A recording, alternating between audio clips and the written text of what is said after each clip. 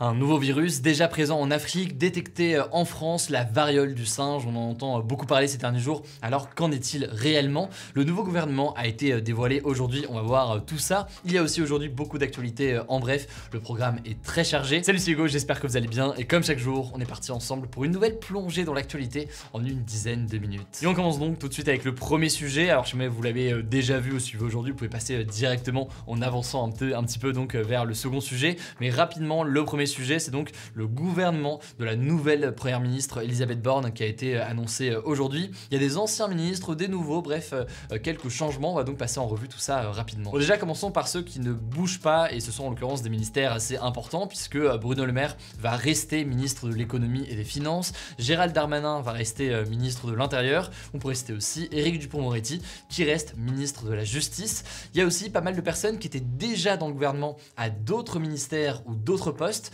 Par exemple, l'ancien porte-parole du gouvernement Gabriel Attal va devenir ministre délégué chargé des comptes publics et Olivier Véran, qui était donc ministre de la Santé, vous le savez, va devenir ministre délégué chargé des relations avec le Parlement. Et d'ailleurs, le ministre qui était justement chargé des relations avec le Parlement, Marc Fesneau, est désormais ministre de l'Agriculture. Parmi les changements, on peut citer aussi Sébastien Lecornu, qui était jusqu'ici ministre des Outre-mer de la France et qui récupère de son côté le ministère des Armées. Pour ce qui est du ministère de la Santé désormais, c'est Brigitte Bourguignon, qui est l'ancienne ministre de l'Autonomie qui a été nommée. Et au ministère du Travail, c'est Olivier Dussopt, qui était jusqu'ici ministre délégué chargé des comptes publics. On continue le listing, j'essaie d'être efficace, mais il faut quand même les citer. Le gouvernement a aussi une nouvelle porte-parole qui remplace donc Gabriel Attal. C'est Olivia Grégoire, qui était jusqu'ici secrétaire d'État à l'économie sociale et solidaire. Et enfin, on peut citer notamment Agnès Pannier-Runacher, qui est désormais ministre de la Transition écologique et qui travaillera aux côtés d'Amélie de Montchalin, nommée ministre de la Planification écologique. En gros, ce sont elles qui vont incarner d'une certaine façon l'écologie au sein du gouvernement. Ça, c'est donc pour ceux qu'on connaissait déjà, mais il y a aussi des nouveaux qu'on pourrait citer.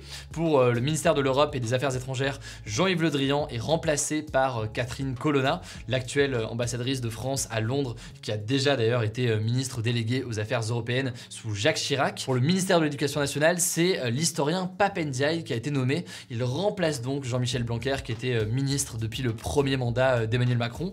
Cette nomination d'ailleurs est assez intéressante car Pap Ndiaye est décrit par la plupart des journalistes politiques comme un anti-Jean-Michel Blanquer.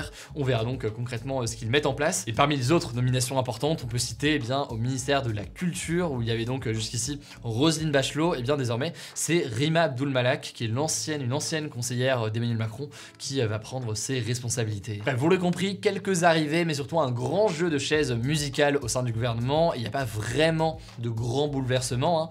14 ministres du précédent gouvernement ont été reconduits dans ce nouveau gouvernement. La plupart en fait des ministères clés, disons, n'ont pas bougé. On l'a dit, l'économie, l'intérieur ou encore la justice. J'ai pas détaillé évidemment tous les ministères, tous les ministres ni rien parce que sinon forcément ça prendrait beaucoup de temps, ni d'ailleurs tous les intitulés exacts de chaque ministère. Si vous voulez plus d'informations et plus de détails, je vous renvoie directement à ce qu'on a posté sur Instagram. C'est un petit récap tout simplement de toutes ces nominations et de ce nouveau gouvernement. Du coup, n'hésitez pas à suivre tout ça. Sachant que vous l'avez compris, ce gouvernement qui va donc être mis en place, eh bien, il pourrait être remis en cause à l'occasion des élections législatives. C'est en tout cas ce qu'espèrent plusieurs partis d'opposition, dont l'Union à gauche menée par Jean-Luc Mélenchon, qui espère devenir majoritaire à l'Assemblée nationale et donc faire en sorte que le gouvernement soit issu de cette majorité à l'Assemblée nationale. On verra donc si eux ou d'autres y arrivent ou non. Et on fera plus largement d'ailleurs un point sur les élections législatives la semaine prochaine. Allez, on poursuit avec un second sujet dont vous avez peut-être déjà entendu parler sur les réseaux sociaux,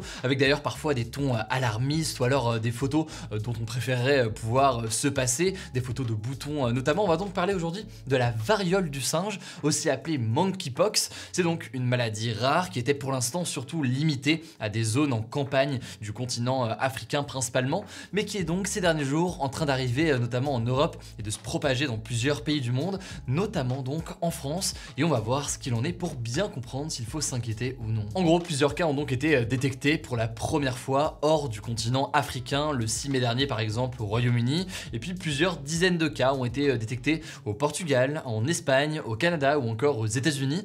Et enfin hier donc un premier cas de cette variole du singe a été détecté en France. Mais alors de quoi parle-t-on exactement? Alors la variole du singe, ça a plus ou moins les mêmes symptômes que la variole classique, disons, donc de la la fièvre, des maux de tête, des douleurs musculaires, des maux de dos ou encore de la fatigue. Mais en plus de ça, eh bien, les malades ont généralement des boutons qui apparaissent principalement sur le visage, dans les paumes des mains ou encore sur la plante des pieds. Des boutons qui peuvent dériver assez rapidement en pustules, des boutons qui peuvent notamment donc devenir blancs. Alors dans la majorité des cas, les symptômes disparaissent au bout de 3 semaines et donc c'est pas un virus au-delà de ça qui est considéré comme très dangereux puisqu'il a un taux de létalité de 1%, ce qui veut dire qu'une personne atteinte sur 100 environ en meurt. Alors c'est forcément énormément quand on a énormément de cas qui sont recensés, mais pour l'instant donc le nombre de cas aujourd'hui est relativement faible. Et concernant les traitements, c'est une autre question qu'on peut se poser, il n'y en a pas vraiment de spécifique aujourd'hui, donc en fait les patients se soignent vraiment progressivement. Alors concernant la transmission maintenant, c'est une maladie qui se transmet par contact avec une autre personne forcément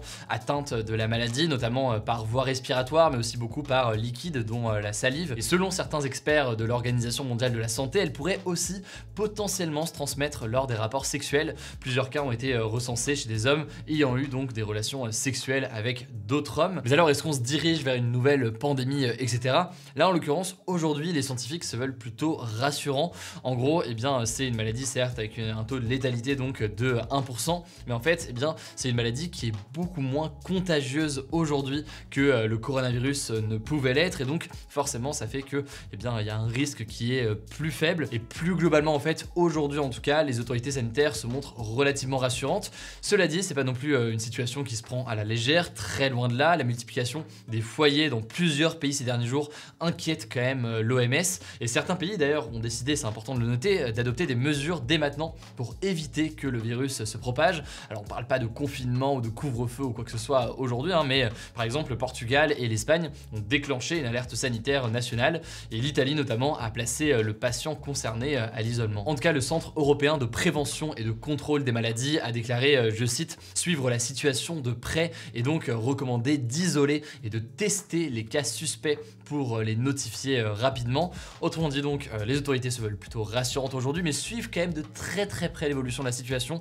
Et vous l'imaginez, comme dans ce genre de sujet, ça peut évoluer très vite. Évidemment, du coup, je vous tiendrai au courant ce week-end sur notre compte Instagram Hugo Décrypte dès qu'on a du nouveau. En bref, aujourd'hui d'abord, on va parler de l'Ukraine avec cette information. Le Congrès américain, donc en quelque sorte le Parlement américain, a validé à une écrasante majorité l'aide exceptionnelle de 40 milliards de dollars à destination de l'Ukraine. Et c'est une aide exceptionnelle qui était voulue par le président américain Joe Biden pour que l'Ukraine puisse faire face à cette offensive de la Russie. C'est une aide à la fois économique mais aussi militaire, et selon le New York Times, c'est la plus grosse somme accordée par les États-Unis à un pays étranger depuis au moins 20 ans. Donc c'est vraiment une décision absolument historique de verser ainsi autant d'argent à l'Ukraine. Ce qui est assez marquant par ailleurs, c'est que ce projet a été soutenu à la fois par les démocrates et les républicains, mais tout ça pour dire donc que là il n'y a aucun doute aujourd'hui, les États-Unis prennent une place majeure dans cette guerre en Ukraine avec cette aide financière importante, et c'est un soutien donc à la fois économique et militaire. On verra évidemment quels sont les impacts et les répercussions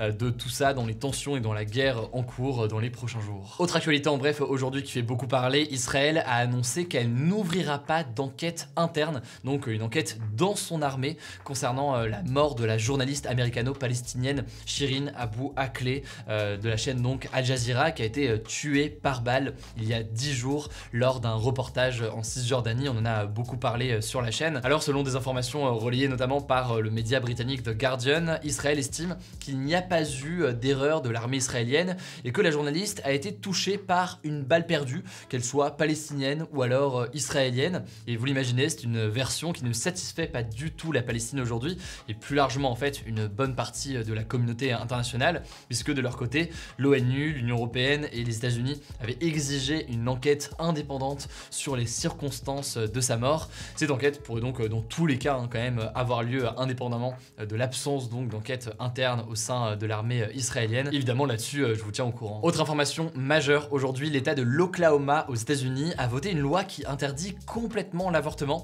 En gros, la loi a été votée par le Parlement de l'Oklahoma, parce qu'aux États-Unis, eh bien, chaque État, je le rappelle, a son Parlement qui peut voter des lois qui ne s'appliquent donc qu'à l'échelle de cet État. Et donc la conséquence, c'est quoi? Eh bien, si le gouverneur de l'Oklahoma la signe, elle deviendra la loi la plus restrictive des États-Unis à ce sujet. Et en fait, cette loi contourne d'une certaine façon la loi nationale, puisque aux États-Unis, en théorie en tout cas, eh bien, il n'est pas interdit d'avorter sur le papier. Sauf que vous l'aurez compris, eh bien, dans les faits, un certain nombre d'États républicains eh bien, visent à restreindre le plus possible aujourd'hui l'avortement. Et par ailleurs, là on en a déjà parlé beaucoup sur la chaîne ces derniers jours, mais la règle qui autorise aujourd'hui l'avortement à l'échelle nationale et qui est inscrite dans la Constitution pourrait être supprimée dans les prochains mois. Ce qui veut dire qu'à ce moment-là, ce serait à chaque État de dire si oui ou non l'avortement est légal sur son territoire sans avoir à respecter quelconque règle. Bref, vous l'aurez compris, pour résumer, et même si l'aspect législatif n'est pas forcément toujours évident à résumer, le droit à l'avortement aujourd'hui est plus que jamais menacé aux États-Unis. Autre actualité sportive cette fois-ci, vous savez de quoi je vais parler forcément. On va parler de Kylian Mbappé, le joueur français qui évolue actuellement au Paris Saint-Germain, qui eh bien, devrait donner a priori sa décision ce week-end sur son avenir en club. Concrètement, la question c'est de savoir s'il reste au PSG, club dans lequel il est depuis 2017, ou alors s'il va au Real Madrid en Espagne. Et selon le journal L'Équipe, eh bien, cette décision devrait être prise a priori ce week-end. Et ça se trouve d'ailleurs, au moment où vous regardez cette vidéo, sa décision a déjà été prise et surtout il a peut-être déjà annoncé. En tout cas, vous avez peut-être déjà vu ces dernières heures eh bien, des montants assez mirobolants de plusieurs centaines de millions d'euros qui seraient en jeu dans ce contrat de Kylian Mbappé. C'est donc un fait sportif et financier absolument majeur. Et évidemment, du coup, ce week-end, on vous annoncera tout ça concernant Kylian Mbappé. Ça se passera directement sur notre compte Instagram dédié au sport. On en a un, on poste chaque jour des actus du jour. Vous êtes de plus en plus nombreux dessus. Ça s'appelle hugodecrypt.sport. Rendez-vous donc sur Instagram ce week-end pour avoir les détails. Enfin, dernière actualité pour terminer. Cette année, le concours de l'Eurovision a été le théâtre d'une triche, je cite, d'une ampleur inédite selon en fait les organisateurs. En fait, il y a 6 pays, donc l'Azerbaïdjan, la Géorgie, le Monténégro, la Pologne, la Roumanie et Saint-Martin, qui auraient tenté de manipuler les résultats des demi-finales en se mettant d'accord en fait sur leur vote entre eux et en s'ajoutant, disons, des votes. Les organisateurs s'en sont rendus compte heureusement et donc ils ont remplacé sur le coup les votes de ces 6 pays par ceux d'un algorithme. Bref, quoi que chacun peut penser du niveau des chansons, ce qui est sûr c'est que l'Eurovision est un concours qui reste très politique. Beaucoup de pays veulent vraiment bien figurer dedans parce que c'est une vitrine qui est importante à tout point de vue. Et ce n'est pas en l'occurrence la première affaire qui fait beaucoup de bruit concernant l'Eurovision. On verra là-dessus si on a du nouveau. Écoutez, voilà donc pour ce nouveau résumé de l'actualité en une dizaine de minutes. Beaucoup de choses quand même aujourd'hui. On suivra évidemment à suivre tous ces... On continuera pardon à suivre ces sujets ce week-end. Prenez soin de vous, prenez soin de vos proches. N'hésitez pas à vous abonner, je ne sais pas encore le cas, pour ne pas louper les vidéos suivantes. Prenez soin de vous et on se dit du coup à lundi pour le retour des actus du jour.